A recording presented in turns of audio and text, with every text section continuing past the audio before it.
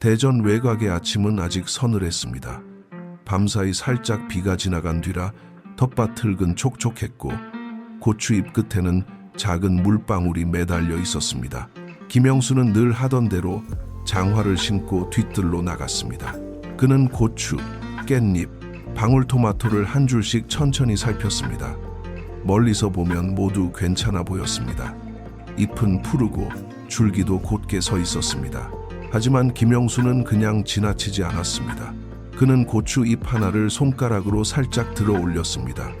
그러자 잎 뒷면에 아주 작은 진딧물 몇 마리가 붙어 있었습니다. 아직 많지는 않았지만 그냥 두면 며칠 사이에 번질 수 있는 모양이었습니다. 마침 옆집 박철수가 대문 쪽에서 들어오며 말했습니다. 아이고, 벌써 벌레가 붙었네. 이런 건 빨리 강한 걸 뿌려야 해요. 김영수는 고개를 저었습니다. 급한 마음은 이해했지만 작은 텃밭에서 처음부터 세게 나가는 것이 늘 좋은 방법은 아니었습니다. 그는 잎을 내려놓고 조용히 말했습니다. 벌레를 보고 놀라는 건 당연하지만 먼저 얼마나 붙었는지, 어디에 붙었는지부터 봐야 해요. 텃밭은 성급하게 다루면 벌레보다 잎이 먼저 지칠 때가 있습니다. 그때 이정숙이 부엌문을 열고 나왔습니다.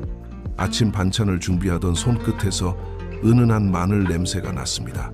김영수는 부엌 선반 위에 놓인 작은 마늘가루 통을 바라보았습니다. 이정숙이 웃으며 물었습니다. 그건 찌개에 넣을 거예요? 아니면 또 텃밭에 쓸 생각이에요? 김영수도 웃었습니다. 오늘은 텃밭에 조금 빌려보려고 해요. 하지만 중요한 건 많이 쓰는 게 아니라 알맞게 쓰는 겁니다. 그는 박철수에게 마늘가루가 해충을 모두 없애주는 신기한 물건은 아니라고 먼저 말했습니다. 다만 진딧물이나 가루이가 막 보이기 시작할 때 너무 독하게 가지 않고 시도해 볼 수 있는 방법이라고 했습니다. 그리고 무엇보다 햇볕이 강한 시간, 너무 진한 농도, 대충 뿌리는 습관은 피해야 한다고 덧붙였습니다. 그날 아침 세 사람은 바로 무언가를 뿌리기보다 먼저 잎을 더 자세히 보기로 했습니다. 김영수는 작은 벌레보다 더 중요한 것이 있다고 생각했습니다. 그것은 텃밭을 천천히 살피는 사람의 눈이었습니다. 작은 벌레를 보았다고 해서 곧바로 텃밭 전체가 망가지는 것은 아닙니다. 김영수는 박철수에게 먼저 고추잎을 하나 더 들어보라고 했습니다. 박철수는 처음에는 대충 보다가 김영수가 손끝으로 잎 뒷면을 가리키자 그제야 작은 점들이 움직이는 것을 보았습니다. 겉에서 볼 때는 깨끗한 잎이었지만 안쪽에는 이미 진딧물이 자리를 잡고 있었습니다. 김영수는 이런 일이 한국의 작은 텃밭에서 자주 생긴다고 말했습니다. 봄이 지나고 초여름으로 들어가면 낮에는 따뜻하고 밤에는 습기가 남습니다. 비가 한번 지나간 뒤에는 고추와 깻잎, 상추와 방울토마토가 갑자기 자라며 잎이 서로 겹치기 시작합니다. 잎이 많아지는 것은 반가운 일이지만 바람이 잘 지나가지 않으면 그늘지고 축축한 자리가 생깁니다. 바로 그런 곳에 작은 해충들이 먼저 붙습니다. 박철수는 고개를 갸웃했습니다. 그는 늘 잎 윗면만 보고 괜찮다고 생각했습니다. 김영수는 웃으며 말했습니다. 텃밭은 멀리서 한번 보는 것보다 가까이서 한 장씩 보는 것이 더 정확하다고 했습니다. 진딧물은 주로 여린 새순, 잎 뒷면, 줄기와 잎이 만나는 틈에 붙습니다. 가루이도 잎을 살짝 건드렸을 때 하얗게 날아오르기 전까지는 잘 보이지 않습니다. 총체벌레는 더 작아서 잎빛이 조금 이상해진 뒤에야 알아차리기 쉽습니다. 그는 손으로 고추줄기를 가볍게 흔들어 보았습니다. 아직 피해가 심하지 않았기 때문에 서두를 필요는 없었습니다. 하지만 모른 척 지나가도 될 때는 아니었습니다. 작은 텃밭에서는 초기에 알아차리는 것만으로도 일이 훨씬 쉬워집니다. 그는 또 개미 이야기도 꺼냈습니다. 개미가 보인다고 해서 모두 나쁜 것은 아니지만 진딧물이 많아질 때는 개미가 함께 보이는 경우가 있습니다. 진딧물이 내는 끈적한 단물을 따라다니기 때문입니다. 그래서 잎에 작은 벌레가 보이면 줄기 아래쪽과 흙 가까운 부분도 같이 보아야 했습니다. 이정숙은 그 말을 듣고 예전에 깻잎이 갑자기 끈적해졌던 일을 떠올렸습니다. 그때는 단순히 먼지가 묻은 줄 알았지만 지금 생각해보니 작은 벌레가 먼저 와 있었던 것 같다고 했습니다. 김영수는 그런 기억이 바로 다음 농사의 지혜가 된다고 말했습니다. 텃밭은 해마다 같은 듯 보여도 자세히 보면 매번 조금씩 다르게 신호를 보냅니다. 특히 장마가 가까워질수록 이런 습관은 더 중요했습니다. 하루만 지나도 잎이 커지고 어제 없던 그늘이 생기며 작은 벌레가 숨어 있을 자리가 늘어납니다. 그래서 김영수는 비가 온 다음 날을 그냥 넘기지 않았습니다. 작은 변화가 시작입니다. 늘 김영수는 박철수에게 말했습니다. 벌레가 많아진 뒤에 강한 것을 찾는 것보다 적을 때 천천히 살피고 가볍게 손을 쓰는 편이 낫다고 했습니다. 이정숙도 옆에서 고개를 끄덕였습니다. 그녀는 상추를 따러 올 때마다 잎 뒤를 한 번씩 보겠다고 했습니다.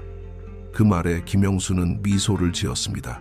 텃밭을 지키는 첫 번째 방법은 특별한 약이 아니라 매일 조금씩 들여다보는 습관이었습니다. 부엌으로 들어온 김영수는 선반에서 마늘가루 통을 꺼냈습니다. 이정숙은 그 모습을 보고 웃었습니다. 아침에는 된장찌개에 넣고 점심에는 양념장에 넣는 마늘가루가 이제는 텃밭 이야기까지 따라온 것이 재미있었습니다. 박철수는 눈을 크게 뜨고 물었습니다. 정말 이걸로 벌레가 줄어드느냐고 했습니다.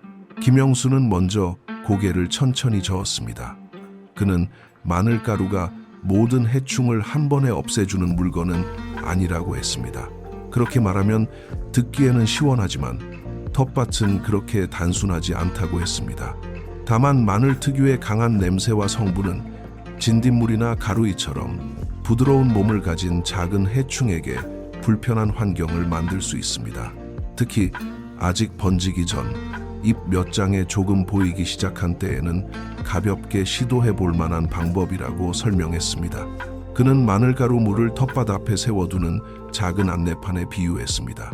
문을 걸어 잠그는 큰 대문은 아니지만 이곳이 그리 편한 자리가 아니라는 신호를 보내는 셈이라고 했습니다. 어떤 벌레는 그 냄새를 싫어하고 어떤 벌레는 잎에 오래 머물지 못합니다. 그래서 이미 붙어있는 무리를 줄이는 데 조금 도움이 되고 새로 붙는 속도를 늦추는 데도 보탬이 될 수 있습니다. 박철수는 그래도 궁금했습니다. 냄새가 강하면 사람도 가까이 가기 싫은데 벌레에게도 그런 느낌일 수 있느냐고 물었습니다. 김영수는 꼭 사람과 같다고 말할 수는 없지만 작은 해충들은 냄새와 잎의 상태를 따라 움직인다고 했습니다. 그러니 마늘 냄새가 잎 표면에 아주 얇게 남으면 일부 해충에게는 편하지 않은 자리로 느껴질 수 있다고 설명했습니다. 그렇다고 매일 뿌리면 더 좋아지는 것도 아니었습니다. 냄새가 남아있는 동안 식물도 함께 그 영향을 받습니다. 그탄게 교엘리, 그래서 필요한 때에만 약하게, 그리고 식물의 반응을 보며 쓰는 것이 맞았습니다. 이 말은 박철수에게 의외로 새롭게 들렸습니다. 자연 재료도 결국 절제가 있어야 안전하다는 뜻이었습니다. 김영수는 이런 설명을 어렵게 만들고 싶지 않았습니다. 그는 과학 이름보다 텃밭의 반응이 더 중요하다고 했습니다. 뿌린 뒤 잎이 편안한지, 벌레가 줄어드는지, 며칠 뒤 다시 붙는지 확인하는 일이 진짜 공부였습니다. 그래서 그는 박철수에게 결과를 서두르지 말고 같은 잎을 다시 보는 느긋함이 필요하다고 했습니다. 매일 조금씩 천천히, 함께. 하지만 김영수는 한 가지를 거듭 강조했습니다. 자연 재료라고 해서 마음대로 써도 되는 것은 아니었습니다. 사람에게 익숙한 재료라도 식물에게는 강하게 느껴질 수 있습니다. 특히 깻잎과 상추처럼 잎을 먹는 채소는 더 조심해야 합니다. 농도가 진하거나 햇볕이 강한 시간에 뿌리면 벌레보다 잎이 먼저 힘들어질 수 있습니다. 이정숙은 마늘가루 통을 내려놓으며 말했습니다. 결국 주방에서도 간을 맞추는 것이 중요하듯 텃밭에서도 양을 맞추는 것이 중요하겠다고 했습니다. 김영수는 그 말이 맞다고 했습니다. 좋은 방법은 강한 방법이 아니라 식물이 견딜 수 있는 만큼만 쓰는 방법이었습니다. 김영수는 큰 양동이를 꺼내지 않았습니다. 그는 작은 분무기 하나와 깨끗한 물, 순수한 마늘가루, 순한 주방 세제를 준비했습니다. 박철수는 왜 이렇게 조금만 만드느냐고 물었습니다. 김영수는 처음부터 많이 만들어 온 텃밭에 뿌리는 것은 좋은 습관이 아니라고 했습니다. 먼저 작은 양으로 시험하고 식물이 편안한지 보는 것이 순서라고 했습니다. 그가 먼저 준비한 것은 물이었습니다. 수돗물을 바로 쓰기보다 그릇에 받아 잠시 두었다가 쓰면 더 부드럽게 느껴질 수 있다고 설명했습니다. 그 다음에는 마늘가루를 아주 조금 넣었습니다. 중요한 것은 마늘 소금이 아니라 순수한 마늘 가루여야 한다는 점이었습니다. 마늘 소금에는 소금이 들어있기 때문에 잎이나 흙에 부담을 줄 수 있습니다. 다진 마늘도 사용할 수는 있어 보이지만 입자가 굵고 고르게 섞이기 어렵기 때문에 작은 분무기에는 잘 맞지 않습니다. 마지막으로 그는 순한 주방 세제를 아주 적게 넣었습니다. 이것은 벌레를 세게 씻어내기 위한 것이 아니라 물이 잎에서 바로 굴러 떨어지지 않고 얇게 퍼지도록 돕기 위한 것이었습니다. 단 향이 너무 강하거나 기름때 제거 성분이 강한 제품은 피하는 것이 좋다고 했습니다. 텃밭에서는 사람의 편리함보다 잎의 반응이 먼저였습니다. 박철수가 마늘가루를 조금 더 넣으려 하자 김영수가 손을 막았습니다. 그는 지나면 빨리 듣는다고 생각하기 쉽지만 잎에는 그것이 부담이 될 수 있다고 말했습니다. 국이 너무 짜면 한 숟가락도 편하게 넘기기 어렵듯 식물도 너무 강한 물을 만나면 먼저 지친다고 했습니다. 김영수는 비율을 설명하면서도 숫자보다 마음가짐을 먼저 말했습니다. 작은 텃밭에서는 한 번에 완벽해지려는 마음이 오히려 일을 어렵게 만든다고 했습니다. 물은 넉넉히, 마늘가루는 적게, 세제는 아주 조금만 넣는다는 생각으로 시작하면 실수가 줄어듭니다. 그리고 처음 만든 물은 오래 보관하지 않는 편이 좋다고 했습니다. 시간이 지나면 냄새와 상태가 달라질 수 있으니 필요한 만큼만 만들어 쓰는 것이 낫습니다. 그는 분무기 노즐도 확인했습니다. 덩어리가 남으면 분무가 고르지 않고 어떤 잎에는 많이 묻고 어떤 잎에는 거의 닿지 않을 수 있습니다. 그래서 잘 저어주고 뿌리기 전에는 한번 흔들어 주었습니다. 이런 작은 준비가 잎을 편하게 만듭니다. 그는 또 사용한 분무기를 그대로 방치하지 말라고 했습니다. 남은 냄새와 찌꺼기가 다음번 물에 섞이면 농도가 달라질 수 있습니다. 사용 뒤에는 깨끗한 물로 헹구고 햇빛이 직접 닿지 않는 곳에 말려두면 좋았습니다. 이것도 작은 관리입니다. 늘 분무기에 넣기 전 김영수는 충분히 저어 덩어리를 풀었습니다. 그리고 곧바로 온 밭에 뿌리지 않았습니다. 고추 한 포기와 깻잎 몇 장의 일부에만 가볍게 뿌려두었습니다. 다음 날까지 잎이 변하지 않는지 확인한 뒤 넓게 써도 늦지 않다고 했습니다. 이정숙은 그 말을 듣고 텃밭에서는 빠른 손보다 확인하는 눈이 더 믿음직하다고 말했습니다. 다음으로 김영수는 박철수에게 가장 조심해야 할 3가지를 이야기했습니다. 첫 번째는 한낮의 뜨거운 햇볕 아래에서 뿌리는 일이었습니다. 박철수는 벌레가 보이면 그 순간 바로 처리해야 마음이 놓인다고 했습니다. 하지만 김영수는 같은 분무기라도 시간에 따라 결과가 달라진다고 말했습니다. 아침 일찍이나 해가 기울기 시작한 뒤에는 잎이 비교적 차분하지만 한낮에는 잎 자체가 뜨거워져 있습니다. 그때 무엇인가를 뿌리면 물방울과 냄새 성분이 잎에 부담을 줄 수 있습니다. 두 번째 실수는 눈에 보이는 잎 윗면만 뿌리는 일이었습니다. 사람 눈에는 윗면이 먼저 보입니다. 그래서 많은 사람이 그곳만 적시고 끝났다고 생각합니다. 그러나 진딧물과 가루이는 대개 잎 뒷면과 새순, 줄기 사이에 숨어 있습니다. 김영수는 고추 잎을 살짝 들어 보이며 말했습니다. 벌레는 사람 보기 편한 곳에만 앉아있지 않다고 했습니다. 조금 번거롭더라도 잎을 들어 올리고 줄기 사이를 보고 바람이 안 통하는 안쪽까지 살펴야 했습니다. 세 번째 실수는 빨리 해결하고 싶어서 너무 진하게 만드는 일이었습니다.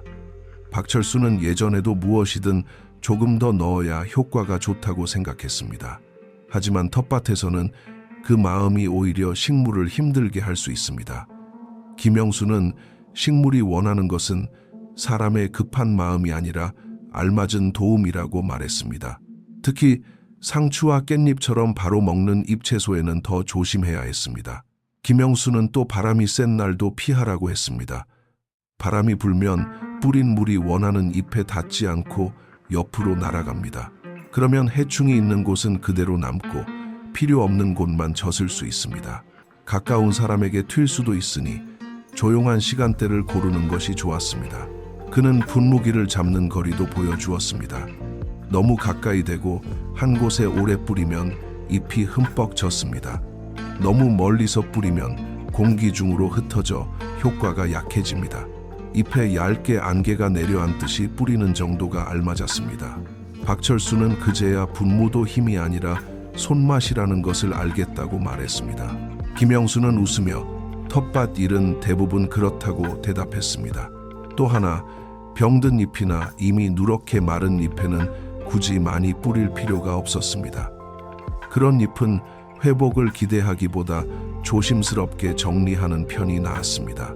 분무기는 살리는 잎을 돕는 도구이지 모든 잎을 되돌리는 마법은 아니었습니다. 때로는 자르는 일이 더 부드러운 해결입니다. 더 안전하게, 천천히.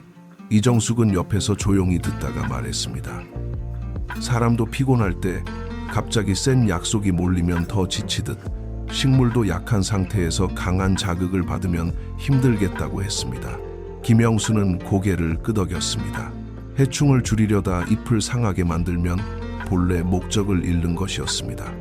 그래서 그는 늘 세 가지를 기억하라고 했습니다. 해가 낮을 때 피하고, 잎 뒷면을 보고, 진하게 만들지 않는 것. 이 세 가지만 지켜도 작은 텃밭은 훨씬 차분하게 관리할 수 있었습니다. 김영수는 분무기를 들고 밭을 한 바퀴 돌았습니다. 하지만 모든 식물에 똑같이 뿌리지는 않았습니다. 먼저 고추 앞에 멈춰 섰습니다.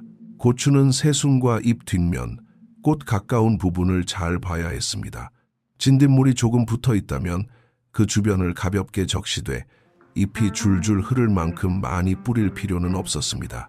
특히 비가 온 뒤에는 잎이 이미 습기를 머금고 있으므로 더 조심해야 했습니다. 다음은 깻잎이었습니다.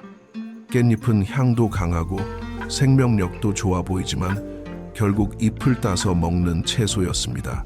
김영수는 깻잎에는 더 연하게, 더 적게, 더 조심스럽게 써야 한다고 했습니다. 상추도 마찬가지였습니다. 곧 따서 먹을 잎에는 함부로 뿌리지 않고 꼭 필요할 때만 일부에 시험한 뒤 사용해야 했습니다. 그리고 어떤 경우에도 먹기 전에는 깨끗한 물로 충분히 씻어야 했습니다. 방울토마토 앞에서는 이야기가 조금 달라졌습니다.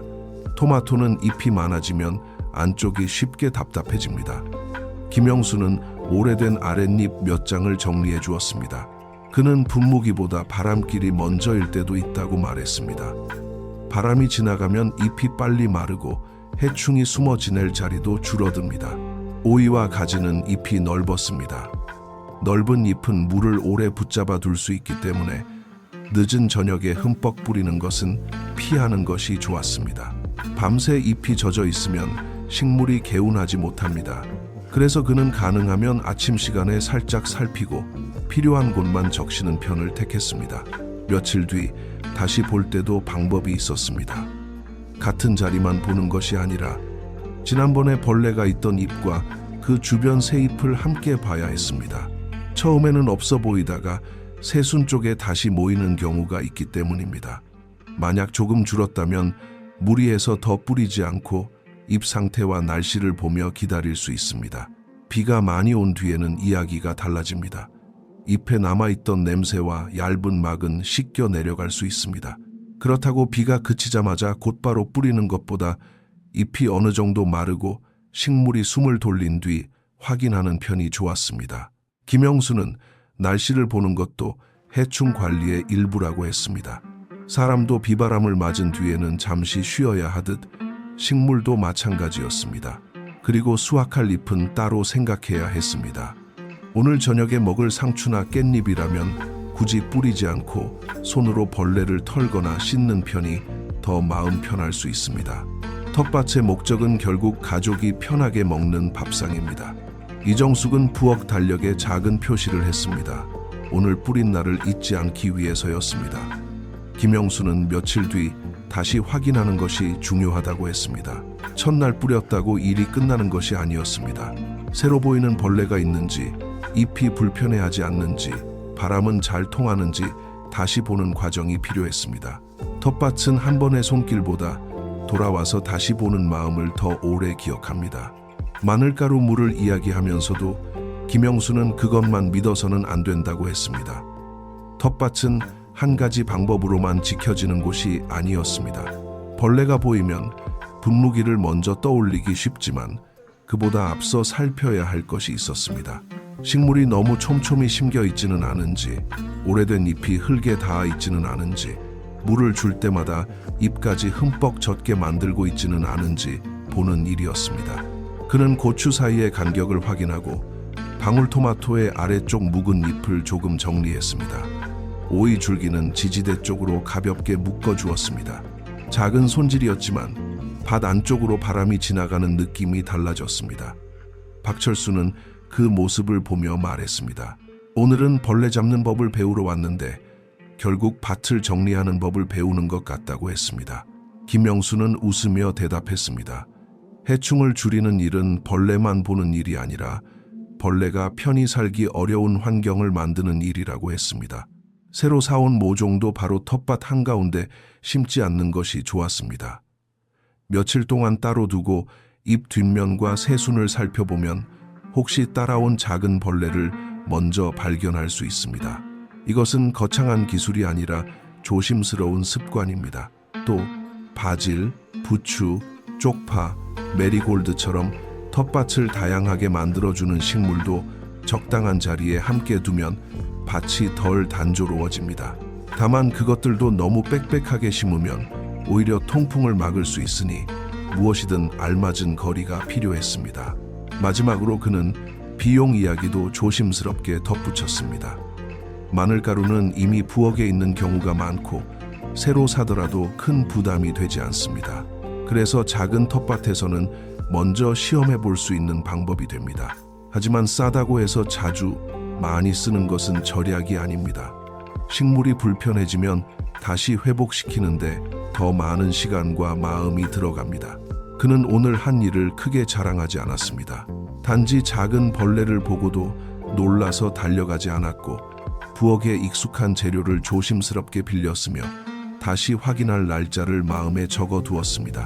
그것만으로도 텃밭은 어제보다 조금 더 안정된 모습이었습니다. 이정숙은 이런 방식이라면 밥상에 오르는 채소를 대할 때도 마음이 편하겠다고 했습니다. 그날 저녁 박철수는 집으로 돌아가며 자기 밭도 다시 보겠다고 했습니다. 예전처럼 멀리서 푸른지만 확인하지 않고 고추잎 뒷면과 토마토 새순을 천천히 살펴보겠다고 했습니다. 김영수는 그 말만으로도 오늘의 수확이 충분하다고 느꼈습니다. 강한 약속보다 꾸준한 눈길이 먼저라는 것을 배운 셈이었습니다. 바로 그날 아침부터 천천히 다시 해가 조금 높아지자 세 사람은 마당 그늘에 앉았습니다. 벌레가 하루아침에 모두 사라진 것은 아니었습니다. 하지만 김영수의 표정은 조급하지 않았습니다. 그는 오늘 할 만큼 했고 며칠 뒤 다시 살피면 된다고 생각했습니다. 이정숙은 점심에 딸 상추를 따기 전 잎 뒷면도 한번 보겠다고 했습니다. 박철수도 이제는 무조건 강한 것부터 찾지 않겠다고 말했습니다. 김영수는 조용히 텃밭을 바라보았습니다. 작은 마늘가루 한 숟가락이 정원을 구하는 대단한 비밀은 아닐지도 모릅니다. 그러나 그것은 사람에게 한 가지를 알려줍니다. 텃밭은 세게 다루는 곳이 아니라 알맞게 살피는 곳이라는 사실입니다. 건강한 밭은 가장 강한 방법에서 오는 것이 아닙니다. 잎을 들여다보고 바람길을 열고 필요한 만큼만 도와주는 손에서 옵니다. 여러분의 텃밭에서는 어떤 작물의 해충이 가장 먼저 찾아오나요? 고추인지, 깻잎인지, 상추인지, 토마토인지, 오이인지 댓글로 나누어 주십시오. 앞으로도 우리 집 밥상과 가까운 텃밭을 더 편안하고 지혜롭게 돌보는 방법을 함께 이야기하겠습니다.